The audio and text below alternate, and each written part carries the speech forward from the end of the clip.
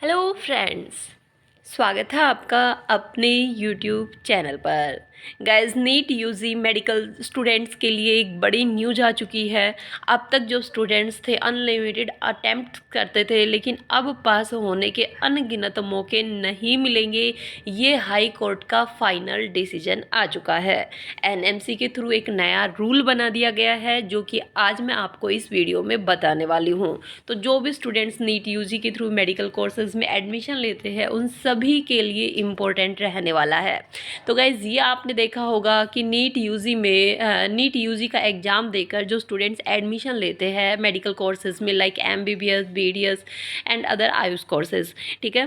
तो आपने जब रिजल्ट देखा तो स्टार्टिंग में ऐसा लगता है कि इतने कम मार्क्स, जैसे 200 या 300 से बिलो मार्क्स जिन स्टूडेंट्स के होते हैं, उनको एमबीबीएस नहीं मिलता।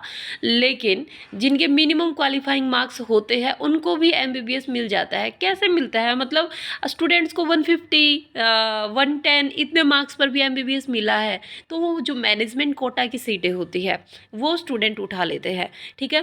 तो इतने कम मार्क्स पर भी जो एमबीबीएस मिल जाता है, आप देख सकते हैं 720 में से अगर किसी स्टूडेंट के 100 मार्क्स आए हैं और उनका जो एडमिशन हुआ है वो एमबीबीएस कोर्स में हुआ है, तो क्या वेटेज रहा है उनका। आफ्टर दैट जो है वो एमबीबीएस कंप्लीट कर देते हैं। तो अब एमबीबीएस के लिए भी एक नया रूल बना दिया गया है कि टोटल 4 अटेम्प्ट दिए गए हैं। आप 4 अटेम्प्ट देंगे, अगर आपका क्लियर हो गया तो ठीक है, ठीक है। अगर क्लियर नहीं हुआ तो आपका जो डिग्री होगी वो इनवैलिड, अमान्य समझी जाएगी।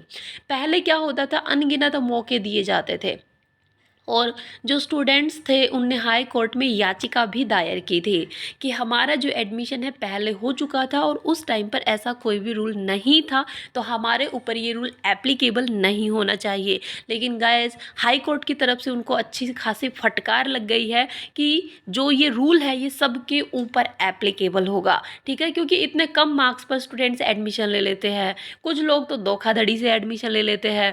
अब वो पूरी ज़िंदगी लगे रहते हैं और कभी ना कभी तो उनकी एमबीबीएस क्लियर हो ही जाती है और वो डॉक्टर बनकर बैठ जाते हैं, ठीक है।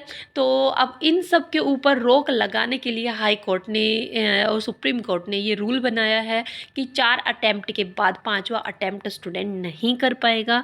जिसके अंदर काबिलियत होगी वो सभी को पता है, फर्स्ट अटेम्प्ट में ही क्लियर कर देता है। बाई चांस अगर रह जाता है तो सेकेंड अटेम्प्ट में क्लियर कर देते हैं। तो 4 अटेम्प्ट जो है स्टूडेंट्स को टोटल दिए गए हैं एग्जाम को क्लियर होने के। तो एक बार देख लेते हैं जो नया रूल आया है वो क्या आया है और हाई कोर्ट ने जो फाइनल डिसीजन दिया है वो क्या दिया है। तो आगे चलने से पहले गाइस, अगर आप इस चैनल पर नए हैं तो चैनल को ज़रूर से सब्सक्राइब कर लीजिएगा, ताकि आपको नीट यूजी से रिलेटेड की हर टाइप के इन्फॉर्मेशन, चाहे वो ऑफिशियल नोटिस से रिलेटेड हो, रिजल्ट, कट ऑफ, काउंसलिंग से रिलेटेड की पल पल की अपडेट आपको इस चैनल के थ्रू प्रोवाइड करवाई जाएगी।